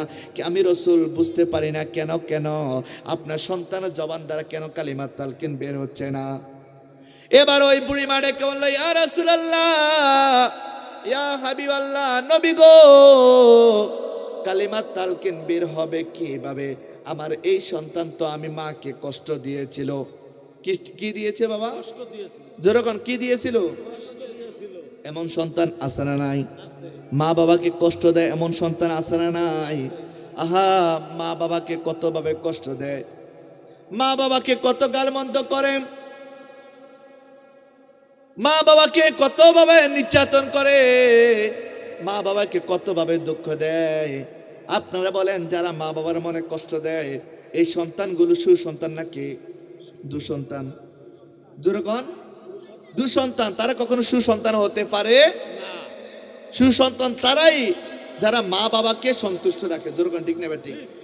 এই কারণে নবীজি আমার হাদিসে মুবারকের মধ্যে বলেছেন, রিদার রব্বি রিদাল ওয়ালিদি সাখাতু রব্বি সাখাতুল ওয়ালিদাইনি, মা বাবার সন্তুষ্টি আমার আল্লাহ সন্তুষ্টি। যেরকম না সুবহানাল্লাহ। আপনি যদি আপনার মা বাবাকে সন্তুষ্টি করতে পারেন, এ মকসুদপুরবাসী, জীবনে কত মা বাবাকে কষ্ট দিয়েছেন, ও যুবক ভাইয়েরা, জীবনে কত মা বাবাকে কষ্ট দিয়েছেন। আজকে মা বাবার জন্য দোয়া করেন। হয়তো অনেকের মা বাবা কবরে আছে, আজকে আপনার মা বাবা দুনিয়াতে বেঁচে নাই। দুনিয়াতে বেঁচে থাকা অবস্থায় মাকে কতই না কষ্ট দিয়েছেন, মা বাবাকে কতই না গালমন্দ করেছেন। আজকে দোয়া করুন, আজকে আপনার মা বাবার জন্য দোয়া করুন। হতে পারে আপনার এই দোয়ার বরকতে আপনি আপনার মা বাবাকে কষ্ট দিয়েছেন, আমার আল্লাহ আপনাকে মাফ করে দিতে পারে কি পারে না? আর জোর কোনো পারে কিনা? অবশ্যই পারে। বাজার আমার, বন্ধু আমার, এবার নবীজি ওই বুড়ি মাকে ডেকে বললে, আপনি আপনার সন্তানকে মাফ করে দেন। ওই বুড়িমা মনে কষ্ট নিয়ে বলতেছে, ইয়া রাসূলুল্লাহ, ইয়া হাবিবাল্লাহ, নবী গো, না না না, আমি আমার সন্তানকে মাফ করতে পারি না। আহ, কত কষ্ট দিয়েছিল। নবী আমার ডেকে বলল, কেন কেন মাফ করবেন না? ওই বুড়িমা ডেকে বলল, ইয়া রাসূলুল্লাহ, নবী গো, আমার এই সন্তান আমি মাকে একদিন লাথি মেরেছিল। যেরকম কি মেরেছিল? লাথি মেরেছিল। দেখেন বাবা, নবী সাহাবী হওয়ার পরেও মায়ের মনে কষ্ট দেওয়ার কারণে তার জবান দ্বারা কালিমা বের হচ্ছে না। ঠিক না ভাই? ঠিক। নবীজি সাহাবী ছিল। আর কে কেমন সাহাবী? নবীজি জলিল কদর, খুব কাছের একজন সাহাবী ছিল। ওই সাহাবী হওয়ার পরেও নবীজি ওই যখন মা বাবাকে কষ্ট দিল, ওই ব্যক্তি কি করলো? সে আর তার জবান দ্বারা কালিমা তালকিন বের হচ্ছে না। দেখেন, নবীজি সাহাবী হওয়ার পরেও তার যদি এমন শাস্তি হয়, আর আমরা তো নবীজি সাহাবী না, নবীর উম্মত, আমরা যদি মা বাবাকে কষ্ট দেই, তাহলে আমার আল্লাহ রাসূল সাল্লাল্লাহু আলাইহি সাল্লাম বেজার হবে। যেরকম ঠিক না ভাই? ঠিক। আরো যেরকম ঠিক কিনা? যুবক ভাইরা, বিশেষ করে এমন কাজ আমার যুবক ভাইরা করে থাকে, যেই নতুন নতুন বিয়ে শাদী করেছে। ঠিক না ভাই? ঠিক। যুবক ভাইরা, আপনার কি কষ্ট পাবেন? কথাগুলো বললে কি কষ্ট পাবেন? আপনি বৃদ্ধা বাবার কবরে, আপনার মা বাবা দুনিয়াতে রয়েছেন, মা বাবার খেদমত করুন, মা বাবার খেদমত করুন। ওই মা বাবাকে কষ্ট দিয়েন না, ওই মা বাবাকে কখনো আঘাত দিয়েন না। কারণ যদি আপনি মা বাবাকে কষ্ট দেন, যদি ওই মা বাবা যদি একবার শব্দটা ব্যবহার করে, আপনার জিন্দিগির বন্দিগি আমার আল্লাহ নষ্ট করে দিবেন। যেরকম নাউজুবিল্লাহ। যদি একবার কষ্ট দেন, রিদা রব্বি রিদাল ওয়ালিদি সাখাতু রব্বি সাখাতুল ওয়ালিদাইনি, যদি মা বাবার মনে আপনি কষ্ট দেন, মা বাবার মনে যদি আপনি দুঃখ দেন, ওই মা বাবা যদি আপনার উপর অসন্তুষ্ট হয়ে যায়, আমার আল্লাহ আপনার প্রতি অসন্তুষ্ট হয়ে যাবে। যেরকম ঠিক না ভাই? ঠিক। তাহলে মা বাবার মনে কষ্ট দেওয়া যাবে? জোর করে মা বাবার মনে কষ্ট দেওয়া যাবে? বন্ধুরা আমার, বাবার আমার, মা বাবাকে আপনি খেদমত করলে আপনার কেমন লাভ জানার দরকার আছে না নাই? যেরকম জানার দরকার আছে না নাই? আল্লাহ রব্বুল আলামিনের একজন নবী হযরতে মূসা আলাইহিস সালাতু ওয়াস সালাম, একদিন মূসা নবী আমার আল্লাহ রব্বুল আলামিনকে ডেকে বলল, ওগো মালিক, ও পরদিগার আলম আল্লাহ, আমি মূসার সঙ্গে সর্বপ্রথম কে জান্নাতে প্রবেশ করবে? জোরে কর না সুবহানাল্লাহ। মূসা নবী আল্লাহকে প্রশ্ন করল, ওগো আল্লাহ, আমি মূসার সাথে কে জান্নাতে প্রবেশ করবে? আমার আল্লাহ রব্বুল আলামিন ডেকে বলল, মূসা রে, ও মূসা, তোমার সাথে যিনি জান্নাতে প্রবেশ করবে তিনি একজন কসাই ব্যক্তি। সুবহানাল্লাহ জোরে কোন। কি ব্যক্তি বাবা? কসাই কি করে? গরু জবাই করে, গরুর গোশত বিক্রি করে, ঠিক না ঠিক? হাঁড়ি বুড়িগুলো এগুলা ওই যে কি বলে, আমাদের দেশে বট বলে, আপনাদের কি বলে? বট বলে না? এই বটগুলো মানুষের কাছে বিক্রি করে, গোশত বিক্রি করে। এবার মূসা ডেকে বলো, গো আল্লাহ, কেন কেন আমার সাথে কসাই ব্যক্তি কেন জান্নাতে প্রবেশ করবে? আল্লাহ রাব্বুল আলামিন ডেকে বলে, মূসা রে, ও মূসা, এই জন্যই তোমার সাথে কসাই ব্যক্তি জান্নাতে প্রবেশ করবে, কারণ ওই কসাই ব্যক্তি তার মা বাবাকে সন্তুষ্ট করেছে। যেরকম সুবহানাল্লাহ, আরো যেরকম না সুবহানাল্লাহ। আল্লাহ ডেকে বলছে, ও মূসা, মূসা রে, তোমার সাথে যেই কসাই ব্যক্তি জান্নাতে যাবে, ওই কসাই ব্যক্তি সারাদিন যখন গোশত বিক্রি করার পরে গরু জবাই করত, ওই গরু জবাই করার পরে সব গোশতটাকে সে বিক্রি করে ফেলতো। বিক্রি করার পরে ওই গরুর মধ্যে যে একটা কলিজা রয়েছে, একটা ফেসা কলিজা রয়েছে, অনেক সুস্বাদু আসরে নাই? আসরে নাই? প্রত্যেকটা পশুর মধ্যে একটা সুস্বাদু কলিজা আছে, যেটা অনেক স্বাদ, এটা অনেক স্বাদ। এবার আল্লাহ ডেকে বলতেছে, মূসা, ওই কসাই ব্যক্তি সারাদিন গোশত বিক্রি করত, ওই গরু জবাই করার পরে ওই কসাই ব্যক্তি যে স্বাদ কলিজাটুকু রয়েছে, সে একটা পলিথিনের মধ্যে এটা প্রবেশ করাইতো, এটা একটা পলিথিনের মধ্যে সেটা বেঁধে রাখতো, আলাদা একটা জায়গায় রেখে দিত। তার ঘরের মধ্যে তার বৃদ্ধা মা রয়েছে, সারাদিন সে যখন কর্ম করার পরে সেই বাড়িতে যখন রাত্রিবেলা চলে যেত, এই সারাদিন কর্ম করার পরে রাত্রিবেলা বাড়িতে গিয়ে তার মায়ের জন্য এই কলিজাটাকে সুন্দর করে বুনতো, সুন্দর করে ভাজি করত, সুন্দর করে এটাকে তেল মশলা দিয়ে ভালোভাবে এটাকে রান্না করতো। রান্না করার পরে ওই ব্যক্তি তার মাকে এই কলিজা বুনে খাওয়াইতো। যেরকম সুবহানাল্লাহ। এবার আল্লাহ ডেকে বলল, ও মূসা, তুমি কি জানো ওই কসাই ব্যক্তির জন্য তার মা যে দোয়া করেছিল, ওই কসাই ব্যক্তির মা একদিন নামাজ পড়ে আল্লাহর দরবারে দোয়া করতে লাগলো, গো আল্লাহ, ও গো আল্লাহ, আমার সন্তান সারাদিন কর্ম করে আসার পরে রাত্রিবেলা আমি মার জন্য কলিজা ভুনা করে রান্না করে আমি মাকে খাওয়াই।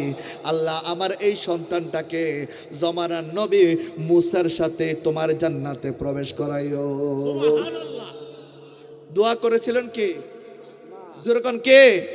মা দোয়া করেছিল, আল্লাহ, আমার এই সন্তান সারাদিন কর্ম করার পর রাত্রিবেলা বাড়ি ফিরে আমার জন্য এই কলিজাটাকে বুনা করে আমি মাকে খাওয়াই। আল্লাহ, আমি সন্তুষ্ট হয়ে গেলাম, আমি আমার সন্তানের প্রতি রাজি খুশি হয়ে গেলাম।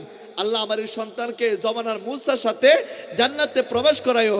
আমার আল্লাহ সাথে সাথে ওই মায়ের দোয়া কবুল করে নিলেন। আরো যেরকম না সুবহানাল্লাহ। একটা কথা মনে রাখবেন বাবা আমার, আমাদের দেশে পশু আছে না নাই? গরু আছে না নাই? যেই গরু বলেন, যেই গাভী বলেন, যেই গাভী দুধ দেয়, ঠিক না ব্যাঠিক? আরো যেরকম ঠিক কিনা? আমাদের দেশে কিছু গরু আছে, আবার কিছু গরু আছে বাছুর দেয়, দুধ দেয়, ওই দুধের বাট দিয়ে একবার দুধ টেনে বের করা হয়, ঠিক না ব্যাঠিক? দুধ আপনার কিভাবে বের করেন? গরু কি বলে এটাকে? ওলান থেকে কি বলে এটাকে? ওলান বাটন বলে, কিভাবে? ওলান থেকে যখন দুধ আপনার টেনে বের করেন কিনা? আপনাদের এই অঞ্চলে গরু আসে নাই? যেরকম আসে নাই? যখন আপনার দুধটা দহন করেন, টেনে বের করেন, আপনারা বলেন এই দোয়া কি আবার এই দুধের বাদ দিয়ে আবার ভিতরে প্রবেশ করা কি সম্ভব? না যেরকম সম্ভব না কি বাবা কথা বলে না, সম্ভব কি না? সম্ভব না। আমার রাসূল সাল্লাল্লাহু আলাইহি সাল্লাম বলেছেন, মা বাবা সন্তানের জন্য যদি দোয়া করে, এই দোয়া এমন ভাবে আল্লাহর দরবারে পৌঁছে যায়, এই দোয়া আর আসমান থেকে আবার দুনিয়াতে ফেরত আসা কোনো সম্ভব হয় না মা বাবা আপনার জন্য দোয়া করলো কবুল, আবার বদ দোয়া করলেও মা বাবা আপনার জন্য জান্নাত, আবার মা বাবা আপনার জন্য জাহান্নাম। যেরকম ঠিক না ব্যাটি? আর যেরকম ঠিক কিনা? বাজার আমার, বন্ধু আমার, এই মুর্শিদপুর এলাকার ভাই বাবারা, ওই অন্ধকার কবরে যেতে হবে আমাদেরকে। সকলে বলেন ঠিক না ব্যাঠিক? ওই কবরে আমরা সকলে যেতে হবে। কবরে যাওয়ার আগে আমাদের কাছে আজরাইল আসবে কি আসবে না? যেরকম আসবে কিনা? আজরাইল আসবে আমাদের রূহ কবজ করার জন্য। যখন বেঈমানের কাছে আজরাইল যাবে, ওই বেঈমানের এমন কষ্ট হবে, ওই বেঈমানের রগগুলো, শরীরে যে রগগুলো রয়েছে, ওই রগগুলো ঠাস ঠাস ঠাস করে ছিঁড়ে যাবে। যেরকম নাউজুবিল্লাহ। আজরাইলকে দেখা মাত্রই শরীরের যে রগগুলো রয়েছে এগুলো ছিঁড়ে যাবে। শুধু তাই না, আজরাইলের এমন ভয়ঙ্কর চেহারা দেখা মাত্রই ওই মানুষের শরীরে যে রক্তগুলো রয়েছে রক্তগুলো পানি হয়ে যাবে। শরীর থেকে হাড্ডির যে জোড়া জোড়া রয়েছে সকল জোড়াগুলো ছিঁড়ে যাবে। যেরকম নাউজুবিল্লাহ। এই মুর্শিদপুরে এই আইল্যান্ড থেকে যদি একটা মানুষ অ্যাক্সিডেন্ট হয়ে যায়, অ্যাক্সিডেন্ট হওয়ার পরে সেটা যখন হসপিটালে নিয়ে যায়, সেটাকে যখন চেক আপ করানো হয়, তখন তার হাড় কিভাবে ভেঙেছে সেটা দেখতে পারে কি পারে না? পারে যেরকম পারে কিনা? পারে কিন্তু আজরাইলের থাবা এমন থাবা, আজরাইলের ভয়ঙ্কর চেহারা দেখা মাত্রই আপনার শরীরের জোড়াগুলি যখন ঠাস ঠাস করে ছিঁড়ে যাবে, শরীরের রগগুলো যখন ঠাস ঠাস করে ছিঁড়ে যাবে, দুনিয়ার কোনো মেশিনের দ্বারা সেটা দেখা সম্ভব হবে না যেরকম হবে না কেমন ভয়ঙ্কর চেহারা। ওই আজরাইল আমাদের কাছে আসবে। আবার ইমানদারদের কাছে আজরাইল যখন আসবে, ইমানদারদের কাছে আজরাইল যখন আসবে, ইমানদাররা এমন ভাবে ইমানদারদের রুহ জানটা কবজ করে নেওয়া হবে, রুহটা কবজ করে নেওয়া হবে। ওই ইমানদাররা বিন্দু মাত্র টের পাবে না। সুবহানাল্লাহ আর যেরকম না সুবহানাল্লাহ। সুবহানাল্লাহ এই মৃত্যুটা হলো সুখের, আবার এই মৃত্যুটা হলো দুঃখের। সুখের মৃত্যু তাদের জন্য যারা ইমানদার, আর দুঃখের মৃত্যু তাদের জন্য যারা বেঈমান। যেরকম ঠিক না ঠিক? আরো যেরকম ঠিক কিনা? ইমানদার আসবে, ইমানদারের কাছে আজরাইল যখন যাবে, ওই আজরাইল যাওয়ার পরে এবার আজরাইল ইমানদারকে সালাম দিবে। সুবহানাল্লাহ আর যেরকম না সুবহানাল্লাহ। সুবহানাল্লাহ আজরাইল আইসা ইমানদারদেরকে কি করবে? যেরকম বলে না, কি করবে? সালাম দিবে। এবার ইমানদারকে বলবো, ও আল্লাহর বান্দা, এই ইমানদার বান্দা, তোমার জান কবজ করার জন্য আল্লাহ হুকুম দিয়েছেন, আমি এসেছি, তোমার রুহটাকে আমি কবজ করতে চাই। ও ইমানদার বলবো, ও আজরাইল, আমার রুহটা কিভাবে তুমি কবজ করবা? এবার আজরাইল বলবে, ও গো আল্লাহর বান্দা, তোমার রুহটাকে আমি আজরাইল চক্ষু দ্বারা নিতে চাই, এই চক্ষুর মাধ্যমে তোমার রুহটাকে কবজ করতে চাই। ওই ইমানদার ডেকে বলবো, ও আজরাইল, না না না, এই চক্ষু দিয়ে তুমি আমার রুহটাকে কবজ করো না, কারণ এই চক্ষু দিয়ে আমি আল্লাহর কোরআন দেখে দেখে পড়েছি। সুবহানাল্লাহ আর যেরকম না সুবহানাল্লাহ। সুবহানাল্লাহ কোরআন তেলাওয়াত আসরে নাই? আছে যেরকম আসরে নাই? আছে এই চক্ষু দ্বারা কোরআন তেলাওয়াত দেখেছি, কোরআন পড়েছি। এবার আজরাইল দেখে বলবো, ও আল্লাহর বান্দা, তোমার রুহটাকে আমি কান দিয়ে নিতে চাই। এবার ওই ইমানদার বলল, না না না, তুমি এই কান দিয়ে আমার রুহটা কবজ করতে পারবে না। বলে কেন? এই জন্যই এই কান দ্বারা আমি আল্লাহর ইবাদতের কাজ শুনেছি, আজান শুনেছি, আজকের এই কোরআন সুন্নাহের কথাগুলো শুনেছি। এই জন্য তুমি আমার কান দ্বারা রুহটাকে কবজ করিও না। সুবহানাল্লাহ এবার ওই ইমানদারকে ডেকে বলবো, ও আল্লাহর বান্দা, তোমার এই রুহটাকে আমি মুখ দ্বারা নিতে চাই। এবার ইমানদার বলবো, না না না, আমার এই জবান দ্বারা তুমি আমার রুহটাকে কবজ করিও না, কারণ এই জবান দিয়ে আমি আল্লাহর ইবাদত করেছি, আমি আল্লাহকে ডেকেছি, আমি এই জবান দ্বারা কোরআন তেলাওয়াত করেছি। সুবহানাল্লাহ। এবার ওই আজরাইল ফেরেশতা আল্লাহকে ডেকে বলল, মাবুদ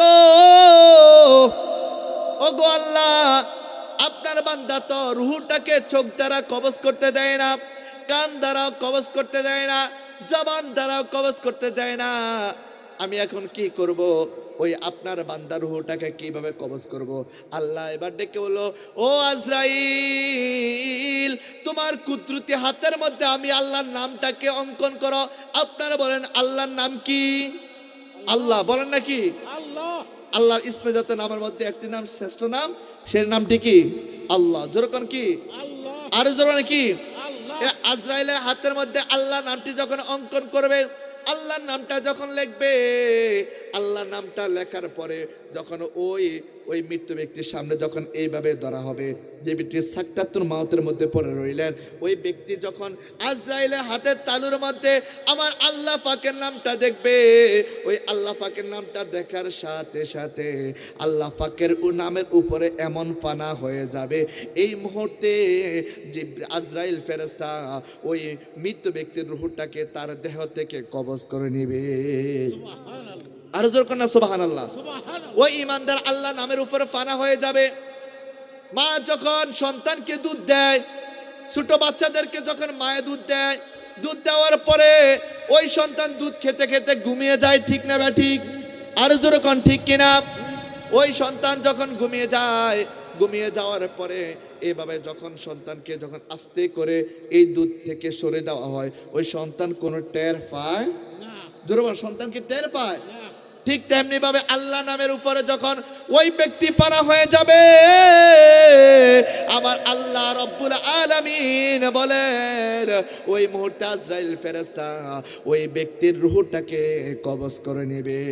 সুবহানাল্লাহ। আয় রব্বুল আলামিন, আয় পাক পরদিগার আলম আল্লাহ তাআলা একটু মায়ার নজরে, কুদরতের নজর দিয়েছে। দেখো না গো আল্লাহ, এই পুরাতন মকসুদপুর মধ্যপাড়ার মধ্যে আজকের এই ষষ্ঠ বার্ষিকী আজিমুশান ওয়াজ মাহফিলে আজকে আপনার কতগুলি আদরের বান্দারা আল্লাহ রামের গুমকে হারাম করে দিয়ে আল্লাহ তাআলা এই কনকনা শীতের মধ্য দিয়ে আপনার বান্দারা এই জান্নাতের বাগানের মধ্যে বসেছিল। আল্লাহ সন্ধ্যা থেকে এই পর্যন্ত আলোচনা হয়েছিল, কোরআন সুন্নাহর আলোচনা হয়েছিল। মাবুদ আল্লাহ মেহেরবানি করে সকল কিছু আপনার মহান আলিশান দরবারে কবুল করে নাও। আল্লাহ তাআলা ইয়ার হাদিয়া লক্ষ কোটি গুণে বাড়াইয়া আপনার হাবিবি তু জাহান হায়াতুন নবী জিন্দা নবীর রওজা তার সোনার মদিনা কবুল করে নাও। আয় রব্বুল আলামিন, নবীজির সাহাবাই কেরাম, তাবিঈন, খুলাফায়ে রাশিদিন, আল্লাহ উম্মাহাতুল মুমিনিন, আল্লাহ আজওয়াজুম মুতাহহারা, আয় রব্বুল আলামিন 1,24,000 মতান্তরে 2,24,000 সমস্ত নবী রাসূল পয়গম্বর আল্লাহ তাআলা গজ কুতুব পীর ফকির ওলি দরবেশ আল্লাহ বাবা আদম সফিলা থেকে শুরু করে অদ্যবধি পর্যন্ত যত মুসলমান মুমিন মুমিনাত মুসলিম মুসলিমাত যারা পরিমাণ ঈমান নিয়ে অন্ধকার কবরে শায়িত আছে, মাবুদ মাওলা গো, কিয়ামত পর্যন্ত প্রত্যেকের আরওয়াহ পাকে হাদিয়া কবুল করে নাও। আল্লাহ তাআলা প্রত্যেকের কবর আল কবর রওজাতুম মিন রিয়াদিল জান্নাত, বেহেশতের বাগান বানায়া দাও। আয় রব্বুল আলামিন, আল্লাহ আমি মুসাফির মানুষ দোয়া করতেছি, মাবুদ গো, আজকে এত সুন্দর করে জান্নাতের বাগান সাজানো হয়েছে। আল্লাহ আপনার বান্দারা এই মাহফিলের জন্য সহযোগিতা করেছেন। আল্লাহ যারা চেয়েছে নিয়ত দান করেছে, আপনার তো জানার বাকি নাই। আল্লাহ মেহেরবানি করে প্রত্যেকের মনের আশাগুলি আপনি কবুল আর মঞ্জুর করে নেন। আয় রব্বুল আলামিন, আল্লাহ অনেকে মা হারা সন্তান, যেই মা 10 মাস 10 দিন গর্ভে ধারণ করিয়া দীর্ঘ 2টি বছর বুকের দুধ পান করাইয়া আমাদের কালো বাতাস দেখাইছে, এত সুন্দর করে চলাফেরার সুযোগ করে দিয়েছে। আল্লাহ এমন জনম দুঃখিনী মা যাদের কবরে আছে, আল্লাহ ওই মায়ের কবরটাকে জান্নাতুল ফিরদাউসের বাগান বানাইয়া দাও। আয় রব্বুল আলামিন, আলামিন মাবুদ গো, জানি না কার জানি জনম দুঃখিনী বাবা ওই অন্ধকার কবরের মধ্যে লাশ হইয়া শুইয়া রইছে গো আল্লাহ। একবার আল্লাহকে ডাক দেন আল্লাহ, আরো জোরে বলেন আল্লাহ, আরো জোরে বলেন আল্লাহ। আল্লাহ জানি না কার জানি জনম দুঃখিনী বাবা অন্ধকার কবরে শুয়ে আছে, যেই বাবা মাথার গাম পায়ে ফালাইয়া রোদ্রে ফুরিয়া বৃষ্টিতে ভিজিয়া পাত্রে বদলা দিয়া আজকে আমাদেরকে মানুষের মতো মানুষ করেছে। আল্লাহ এমন জনম দুঃখিনী বাবার কবরটাকে জান্নাতুল ফিরদাউসের বাগান বানাইয়া দাও আল্লাহ। এখানে এমন এক শ্রেণী মানুষ রয়েছে যাদের মা বাবা কেউ দুনিয়াতে বেঁচে নাই গো আল্লাহ। এতিম সন্তান আপনার দরবারে হাত বাড়াইছে আল্লাহ, এই এতিম সন্তানগুলার মা বাবাকে আপনি মাফ করে দেন রব্বুল আলামিন। আল্লাহ যারা এই মাহফিলের মধ্যে টাকা দিয়ে পয়সা দিয়ে শ্রম দিয়ে অর্থ দিয়ে বুদ্ধি দিয়ে পরামর্শ দিয়ে আল্লাহ এই সুন্দর জান্নাতের বাগান সাজিয়েছেন আল্লাহ মেহেরবানি করে তাদের প্রত্যেকের আপনি আল্লাহ কবুল আর মঞ্জুর করে নেন রব্বুল আলামিন। বিশেষ করে আল্লাহ আল্লাহ আমার এই মধ্যম পুরাতন মকসুদপুরে ভাই বাবারা আল্লাহ আজকে এত সুন্দর করে এই জান্নাতের বাগান সাজিয়েছেন, বিশেষ করে যুবক ভাইদের অক্লান্ত পরিশ্রমের বিনিময়ে। আয় রব্বুল আলামিন আল্লাহ আমার এই যুবক ভাইদেরকে আপনি কবুল আর মঞ্জুর করে নেন আল্লাহ। আমার এই যুবকদেরকে আল্লাহ আল্লাহ আপনি হেফাজত রাখিয়েন, আপনার দরবারে হাওলা করে দিলাম মাবুদ মেহেরবানি করে তাদের হেফাজতের জিম্মাদার হয়ে যাও। আয় রব্বুল আলামিন আল্লাহ আগামীতে যেন সুন্দরভাবে এই মাহফিলকে সাজাইতে পারে আল্লাহ। আপনি আমার এই যুবক ভাইদেরকে এলাকাবাসীদেরকে এই মহল্লাবাসীদেরকে আপনি কবুল আর মঞ্জুর করে দেন আল্লাহ। বিশেষ করে এই মাহফিলের সভাপতি শ্রদ্ধাভাজন সভাপতি মুরব্বী মানুষ আল্লাহ তাআলা আমার এই মুরব্বী বাবার হায়াতের মধ্যে বরকত দান করে দেন আল্লাহ। আর সুন্দরভাবে যেন মসজিদ মাদ্রাসার আল্লাহ এত সুন্দর জান্নাতের বাগান যেন খেদমত করতে পারে আল্লাহ, সেই তৌফিক দান করে দেন রব্বে কারীম। আল্লাহ যাদের সন্তানেরা প্রবাসে আছে বিদেশে বিরাজ্যে আছে আল্লাহ ওই সন্তানগুলোকে আপনি কবুল করে নেন আল্লাহ।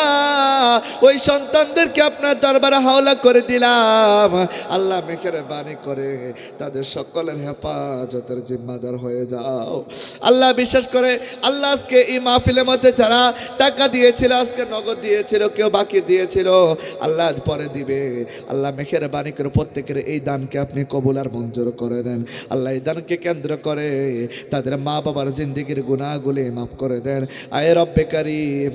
আল্লাহ জানি না কে কোন আশা দিয়ে হাত বাড়াইছে, প্রত্যেকের মনের আশা আকাঙ্ক্ষাগুলি আপনি কবুল আর মঞ্জুর করে দেন আল্লাহ। আমাদেরকে মক্কা মদিনা মেহমান না বানাইয়া আল্লাহ ওই অন্ধকার কবরে ডাক দিয়েন না গো আল্লাহ। আল্লাহ মদিনার টিকিট আমাদেরকে দিয়ে দেন, ওই মক্কা মদিনার টিকিট আমাদের সকলকে দিয়ে দেন।